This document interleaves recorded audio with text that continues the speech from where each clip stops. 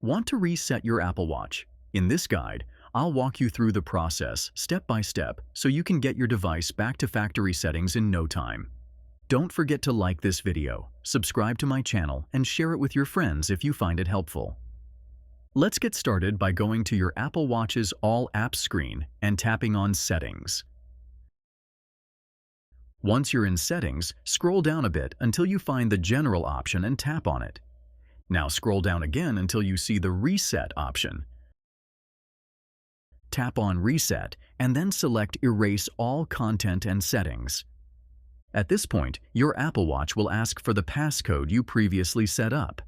Enter the correct passcode and the reset process will begin. Once it's done, your Apple Watch will be restored to its original factory condition, just like a brand new device. That's it. You're all set.